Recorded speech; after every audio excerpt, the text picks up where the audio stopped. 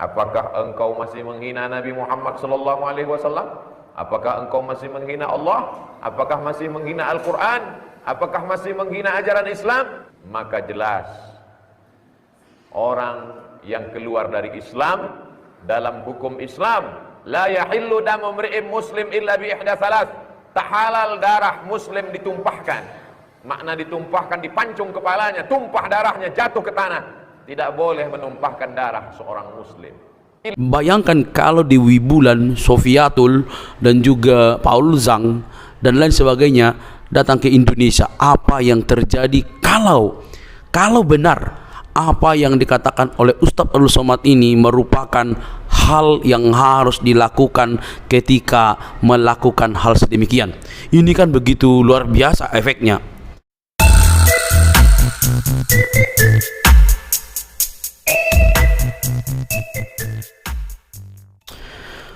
Bismillah biwalibni waruhil kudus al ilahul wahid, demi nama Bapa, Putra dan Rohul Kudus ketiganya yang esa. Shalom sahabat yang dikasih oleh Tuhan, berjumpa kembali dengan saya di channel ini. Terima kasih buat teman-teman yang terus setia mendukung perkembangan channel ini dengan cara subscribe, like, komen, dan share.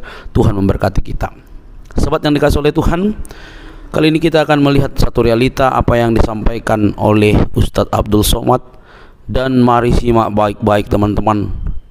Kalau ini diterapkan, maka kita bisa dapat bayangkan apa yang terjadi kepada orang-orang yang melakukan seperti yang diceramahkan Ustadz Abdul Somad, termasuk yang baru-baru ini teman-teman, Dewi Bulan, ya, yang begitu tajam, begitu pedas mengkritik Majelis Ulama Islam. Bahkan menurut mereka ini tergolong penistaan. Teman-teman yang dikasih oleh Tuhan, kita lihat apa yang disampaikan atau konsekuensi yang disampaikan oleh Ustadz Abdul Somad. Baik-baik simak supaya kita paham, dan mari kita berikan tanggapan supaya kita semakin dicerdaskan. Ini dia teman-teman videonya. Kalau ada orang yang menghina Nabi Muhammad SAW, menghina Al-Quran, menghina Allah, menghina ajaran Islam, apa solusi untuk mengatasinya? Maka ulil amri memanggil orang yang menghina Allah, menghina Rasulullah SAW, menghina Al-Quran, menghina ajaran Islam. Dia diberi waktu 3 hari untuk bertaubat. Kalau dia menghina pada hari Jumat, maka dia masih bisa melihat matahari terbit pada hari Sabtu, hari Ahad, hari Senin. Hari Senin menjelang tenggelam matahari, maghrib azan berkumandang, dia pun dipanggil. Apakah engkau masih menghina Nabi Muhammad SAW? Apakah engkau masih menghina Allah? Apakah masih menghina Al-Quran? Apakah masih menghina ajaran Islam? Maka jelas orang yang keluar dari Islam dalam hukum Islam, la yahillu damu mri'in muslim illa bi ihda thalath. Tak halal darah muslim ditumpahkan. Makna ditumpahkan, dipancung kepalanya, tumpah darahnya, jatuh ke tanah. Tidak boleh menumpahkan darah seorang muslim illa bi ihda thalath, kecuali dia melakukan 3. Yang pertama, an-nafsu bin nafsi, pembunuh. Dalam Islam orang yang membunuh maka dia mesti dihukum mati, dipancung kepala. Yang kedua, as-sayyibuz zani, sudah menikah, sudah punya istri, sudah punya suami, tapi berzina dia dengan orang lain, maka orang ini pun juga dihukum mati. Asy-syaikhu wasy-syaikhatu idza zanaya farjumuhumal battah. Kalau orang yang sudah bersuami, sudah beristri, berzina, maka lemparlah dia pakai batu sampai mati. Ditanam tubuhnya sekerat setengah badannya, semua orang yang melihat melemparnya sampai dia mati. Dan itu pernah diterapkan pada zaman Nabi Muhammad sallallahu alaihi wasallam. Yang ketiga, at-tariku lidinihi, orang yang menghina agama Islam, mencaci maki ajaran Allah Subhanahu wa taala, at-tariku lidinihi, meninggalkan agama Islam, al-mufariqu lil jamaah, meninggalkan jamaah, as-sawadul a'zab, maka mereka pun juga halal ditumpahkan darah. Tidak ada solusi lain. Dimasukkan mereka ke dalam penjara.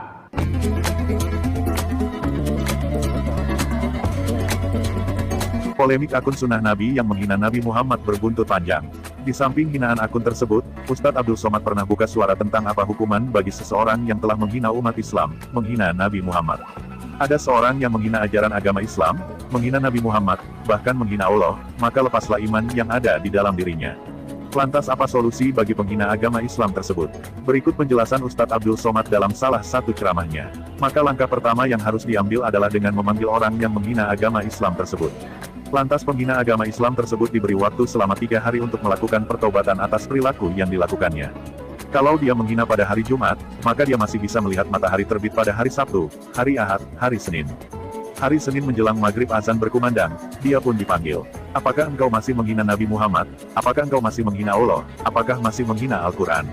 Apakah masih menghina ajaran Islam? Kata Ustadz Abdul Somad. Melansir dari kanal YouTube Ustadz Abdul Somad Official yang mengunggah video ceramah dengan judul, Solusi untuk Penghina Agama, dijelaskan apabila penghina agama Islam tersebut bertaubat sebelum 3 hari, maka ia akan seperti orang yang tidak pernah berdosa.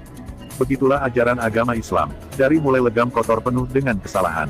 Dihapuskan sesuci-sucinya, semua dosa silam salahnya diganti Allah dengan kebaikan-kebaikan. Allah membukakan pintu taubat seluas-luasnya, imbu Ustadz Abdul Somad.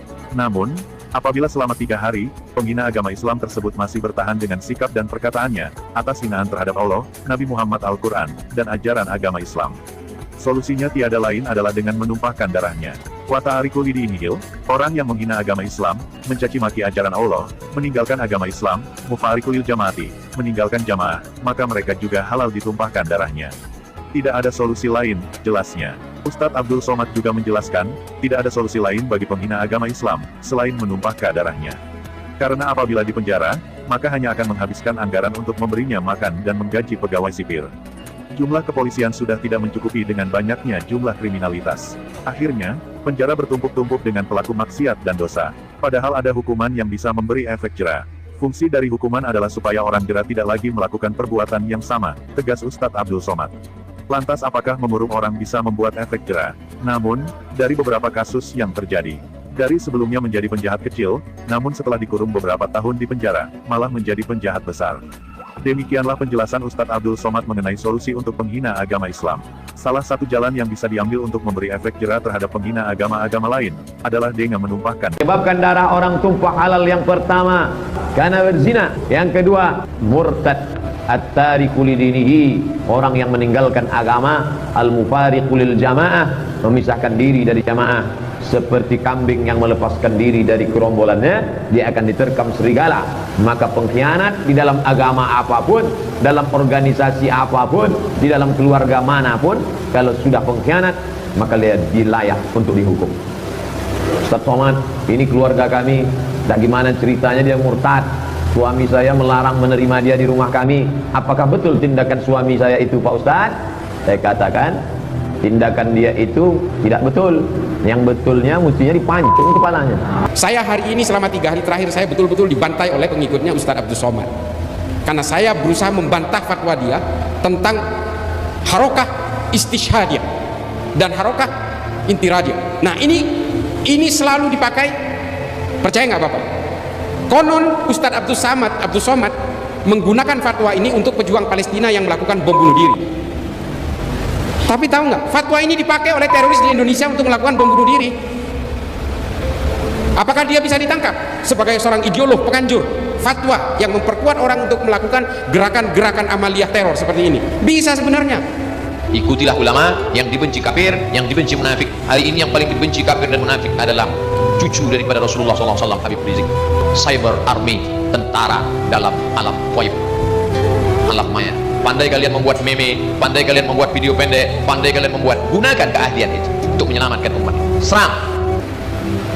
Cuma kita tidak perlu melakukan penegakan hukum untuk menangkap orang-orang seperti Abdul Somad. Abdul Somad yang harus sadar, ini kan membahayakan umat, Pak. Saya bantah itu. Ma'lim fil Thariq yang ditulis oleh Said Qutb di Mesir untuk keperluan orang Mesir, untuk konsumsi politik Mesir, untuk melawan Presiden Gamal Abdul Nasser, pada akhirnya dipakai oleh gerakan teror di seluruh dunia. Saya berceramah dalam masjid di tengah orang Islam. Saya jawab menurut hadis Nabi, dilaporkan. Tak takutkah Ustadz Somad? Apa yang kutakutkan sebanyak ini orang membela? Ini loh kalau kebanyakan ceramah tapi sambil memelihara Harley Davidson. Saya nggak mau mencaci maki dia, enggak, tapi tolong ini diralat fatwanya, karena imbasnya kepada umat sungguh luar biasa, Pak. Saya pikir dia anti Wahabi, ternyata nggak juga, sama kelakuannya. Saya itu anti Wahabi karena dia menganjurkan kebencian dan mengkafir-kafirkan orang lain, ternyata ini sama. Ini yang saya maksud dengan upaya memecah belah kalangan Nahdliyin dari dalam. Yang mencaci maki saya karena saya melawan dari fatwanya UAS ini siapa? Orang-orang Madura juga, orang-orang NU juga, coba bayangin. Saya marah kalau ini, karena hasil dari interogasi terhadap berbagai teroris itu, salah satu yang menjadi rujukan adalah fatwa-fatwa dari ulama seperti Abdul Somad. Islam sudah mengajarkan anak kita gosok gigi bukan 3 kali. Sholat subuh, gosok gigi. Sholat zuhur, gosok gigi. Sholat asar, gosok gigi. Sholat maghrib, gosok gigi. Sholat isya, gosok gigi. Sholat tahajud, gosok gigi. Sholat witir, gosok gigi. Sholat duha. Ternyata betul, orang Islam itu paling mudah dihasut untuk dipecah belah ketika dia diberikan dengan kepentingan-kepentingan politik. Dan hari ini kepentingan politik itulah yang mencerai-beraikan kita. Persoalan-persoalan politik. Oh, orang NU ini gemarnya itu menghormati para habaib. Dibuatlah sosok habaib, dipecah belah dari dalam, selesai kita, Pak. Hari ini yang menjadi kerikil dalam sepatunya NU ya kelompok-kelompok FPI ini. Amaliyahnya sama, ubudiahnya sama, tujuan politiknya yang berbeda. Ini saya berani kayak gini karena direkam, kalau nggak direkam saya agak adem. Dan hari ini betul-betul membangun militansi yang luar biasa, yang keluar dari rel dan keluar dari basis-basis tasawuf dari ulama-ulama NU. Dari dulu ulama NU ini sudah mengajarkan kamu jangan membenci. Kalau ulama-ulama NU ini pada zaman dulu pasca kemerdekaan ini punya ambisi politik, nggak mau menerima Pancasila, jelas nggak bakal mau. Dia akan memaksakan faham-faham Islam sesuai dengan pemikiran-pemikiran Nahdlatul Ulama. Tapi apakah orang Muhammadiyah mau terima? Apakah orang Persis mau terima? Dengan pemikiran-pemikiran fikih yang berbeda. Ulama-ulama NU, Mbah Hasyim dan sebagainya ini menyadari semua ini. Lalu dibuatlah satu perekat yang menurut Ibnu Khaldun dalam Al-Muqaddimah sebagai al-asobiyah, kesepakatan bersama. Kalau satu kelompok entitas memaksakan kehendaknya atas kelompok yang lain, negara itu tidak akan berdiri. Ulama NU menyadari ini. Meskipun NU sangat mayoritas pada saat itu, Islam juga sangat mayoritas di situ, orang-orang ulama-ulama NU, bisa saja bisa mendikte negara ini, mau diarahkan kemana negara ini. Sangat dominan ketika itu, tapi tetap menerima Pancasila karena semua berjuang untuk kemerdekaan negara ini. Itu loh hebatnya ulama NU. Dan kita hari ini betul-betul ingin digerogoti dari dalam, dipecah belah atas nama apa? Politisasi agama ini, Pak. Politisasi agama, semua ideologi transnasional itu semua punya tujuan politik. Semua punya tujuan politik itu. Termasuk kelompok-kelompok Salafi Wahabi, mustahil nggak punya tujuan politik. Ini produknya kemarin meledak di Bandung. Dan Solo ini saya mau cerita Solo, kita geser sedikit ke Solo lah, biar sedikit adem, tapi nggak adem juga sebenarnya. Oh, habis hujan. Solo ini menjadi simpul yang penuh dengan keunikan, Pak. Semua ideologi hidup di Solo. HTI itu kantor pusatnya di London, curiga nggak sampai? Curiga lah. Gerakan Hizbut Tahrir yang ingin menghilafahkan seluruh dunia, kantor pusatnya di London. Kenapa nggak dimulai dari London? Kok tiba-tiba ngacak-ngacak Indonesia? Dikatakan buatan Tuhan, buatan Allah, warisan Nabi Muhammad. Ayo kita bantah-bantahan soal itu. Terus tiba-tiba ini diakui dari ini buatan Tuhan, ini buatan orang Islam. Bukan. Sistem syura yang dipakai Khulafaur Rasyidin itu sudah dibikin oleh bangsa Romawi 1400 tahun yang lalu. Namanya Respublika Romana. Ini soal sejarah ini. Terus dikatakan, wah ini orang Islam wajib mendukung khilafah. Ini kan gaya-gayaan aja, ini kayak tukang sulap, Pak. Kita disuruh jangan pergi dari situ karena dia mau jualan obat. Dia terus membuat narasi-narasi supaya orang betah. Ini dari Tuhan atau bikinan umat Islam? Bukan, ini bikinan orang Romawi ketika menguasai kekaisaran Bizantium. Namanya Concilium Plebis. Sama persis, cuma yang ini versi Islam, yang ini versi Romawi. Gitu aja. Terus dibilang ini bikinan Tuhan. Enggak, ini hanya cara-cara politisasi agama aja. Karena kalau menggunakan agama mudah menipu orang. Orang mudah percaya untuk terhipnotis lalu mengikuti dia, lalu kita ikut serta mewujudkan ambisi-ambisi politik dia supaya menjadikan Indonesia ini negara khilaf menurut mereka. Saya hari ini selama 3 hari terakhir saya betul-betul dibantai oleh pengikutnya Ustadz Abdul Somad karena saya berusaha membantah fatwa dia tentang harokah istishhadiyah dan harokah intiradiyah. Nah ini selalu dipakai, percaya nggak Bapak? Konon Ustadz Abdul Somad menggunakan fatwa ini untuk pejuang Palestina yang melakukan bom bunuh diri. Tapi tahu nggak, fatwa ini dipakai oleh teroris di Indonesia untuk melakukan bom bunuh diri. Apakah dia bisa ditangkap sebagai seorang ideolog pengandur fatwa yang memperkuat orang untuk melakukan gerakan-gerakan amaliyah teror seperti ini? Bisa sebenarnya. Cuma kita tidak perlu melakukan penegakan hukum untuk menangkap orang-orang seperti Abdul Somad. Abdul Somad yang harus sadar ini kan membahayakan umat, Pak. Saya bantah itu. Ma'lim fil Thoriq yang ditulis oleh Said Qutb di Mesir untuk keperluan orang Mesir, untuk konsumsi politik Mesir, untuk melawan Presiden Gamal Abdul Nasser, pada akhirnya dipakai oleh gerakan teror di seluruh dunia. Bukunya Abu Bakar Naji, seorang ulama Saudi bernama Idarat At-Tawahhush, akhirnya dipakai oleh kelompok-kelompok jamaah Islamiyah dan jamaah Ansarud Daulah di Indonesia. Ini kan bahaya. Ini loh kalau kebanyakan ceramah tapi sambil memelihara Harley Davidson. Saya nggak mau mencaci maki dia, enggak, tapi tolong ini diralat fatwanya, karena imbasnya kepada umat sungguh luar biasa, Pak. Saya pikir dia anti Wahabi, ternyata nggak juga, sama kelakuannya. Saya itu anti Wahabi karena dia menganjurkan kebencian dan mengkafir-kafirkan orang lain, ternyata ini sama. Ini yang saya maksud dengan upaya memecah belah kalangan Nahdliyin dari dalam. Yang mencaci maki saya karena saya melawan dari fatwanya UAS ini siapa? Orang-orang Madura juga, orang-orang NU juga, coba bayangin. Saya marah kalau ini, karena hasil dari interogasi terhadap berbagai teroris itu, salah satu yang menjadi rujukan adalah fatwa-fatwa dari ulama seperti Abdul Somad. Makanya nggak usahlah ngeluarin fatwa-fatwa seperti itu, bahaya buat umat. Kalau orang yang masih bisa mencerna, oke, that's fine. Tapi kalau orang yang tidak bisa mencerna keilmuan agamanya, ini kan selesai semua. Lalu dia mengatakan wajib seluruh umat Islam mendukung khilaf. Yang jadi rujukan adalah Imamul Hakim dalam Al-Mustadrak ala Sahihain. Saya udah baca kitab ini, katanya disohehkan oleh Az-Zahabi. Justru Az-Zahabi yang mengkritik kitab ini karena dianggap Imamul Hakim itu menulis kitab ini dalam keadaan pikun. Ini loh, kita kadang-kadang betul-betul dikelabui oleh narasi-narasi dan dalil-dalil agama karena mereka memanfaatkan ketidaktahuan kita tentang literatur agama. Padahal Islam itu, Pak, Islam itu punya sejarah literatur yang luar biasa sehingga mengilhami keilmuan-keilmuan di Eropa hingga hari ini. Lensa. Baik teman-teman yang dikasih oleh Tuhan, kita sudah menyimak dengan baik dan teliti potongan-potongan video yang barusan kita dengar tentang apa yang disampaikan oleh Ustadz Abdul Somad. Ada poin-poin dan jelas detail teman-teman. Kenapa penting untuk kita pahami supaya kita bisa mencerna bagaimana seharusnya kita menjaga dan membangun toleransi di bangsa ini. Itu yang pertama.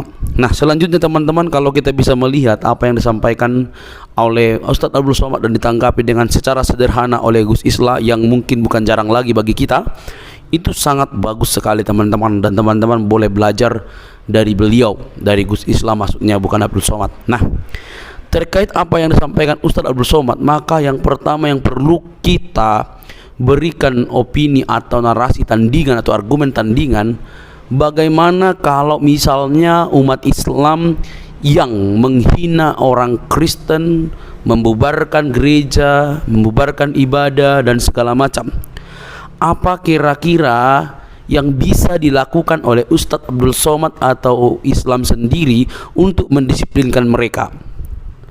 Karena semua itu akan ada efeknya. Kalau misalnya ada penghinaan, maka sebelumnya mungkin sudah ada juga yang melakukan yang sama sehingga dibalas. Lantas segala sesuatu itu bukan ujuk-ujuk ada. Asap pasti ada kalau ada api. Jadi Abdul Somad harus membina umatnya sendiri atau siapapun supaya tidak mudah mengkafir-kafirkan orang lain. Yang kedua, saya ingin bertanya kepada seluruh umat muslim, benarkah ini ajaran Islam yang selama ini saya berdampingan dengan teman-teman? Berikan di kolom komentar. Apakah ini ajaran Islam atau saya hanya ingin belajar dari banyak orang, atau Somad yang salah? Tapi saya dengar dari apa yang dikatakan oleh Gus Islah merupakan bagian yang sangat begitu luar biasa apa yang disampaikan oleh Ustadz Abdul Somad. Nah teman-teman yang dikasih oleh Tuhan, murtad, menghina Islam, Nabi dan segala macam yang berkaitan dengan Islam, maka ada hukum yang begitu berat yang disampaikan oleh Ustadz Abdul Somad. Nah pertanyaannya, seperti inikah ajaran Islam yang sesungguhnya? Bantu saya sebagai orang Kristen untuk lebih memahami, supaya saya tidak hanya mendapatkan dari satu sumber, dari Gus Islah saja, tapi dari teman-teman yang menjadi penonton atau subscriber saya juga. Berikan komentar Anda. Saya hanya ingin melihat bagaimana reaksi daripada Ustadz Abdul Somad dan teman-temannya ketika kekristenan atau agama lain itu diusik oleh orang Islam sendiri, dibubarkan ibadahnya, gerejanya dan segala macam. Itu bukan rahasia. Bagaimana respon teman-teman? Itu loh ya, jangan sampai begitu pedas kita kepada ke lain agama, tapi kita sendiri kita tidak disiplinkan umat kita sendiri ya. Jadi teman-teman yang dikasih oleh Tuhan, ini menjadi risiko yang akan dialami oleh setiap orang yang melakukan seperti yang dikatakan oleh Ustadz Abdul Somad. Termasuk Dewi Bulan teman-teman yang baru-baru ini, yang begitu tajam pedas menghajar menurut saya salah satu lembaga Majelis Ulama Indonesia. Dan viral, dan itu luar biasa teman-teman. Bayangkan kalau misalnya bayangkan kalau Dewi Bulan, Sofiatul dan juga Paul Zhang dan lain sebagainya datang ke Indonesia, apa yang terjadi kalau benar apa yang dikatakan oleh Ustadz Abdul Somad ini merupakan hal yang harus dilakukan ketika melakukan hal sedemikian. Ini kan begitu luar biasa efeknya. Maka yang penting adalah untuk keamanan bangsa kita, menjaga ceramah itu dengan baik, dengan indah, menghargai orang lain, memperlakukan orang lain sebagai orang yang mengaku diri ciptaan Tuhan. Jadi saya tidak tahu Ustadz Abdul Somad belajar dari siapa, tapi dari apa yang disampaikan oleh Gus Islah agak sedikit tanda kutip. Ya, kita tidak bisa menutupinya bahwa salah satu ustadz yang paling digemari Ustadz Abdul Somad, walaupun dilarang ke beberapa negara bagian tertentu. Nah teman-teman, mari kita cerdas dalam berpikir. Sampai di sini video saya teman-teman. Jangan lupa untuk mendukung saya dengan cara subscribe, memberi like, share sebanyak mungkin supaya kita mendapatkan informasi yang lengkap terkait apa yang sedang kita pelajari selalu. Tuhan memberkati kita.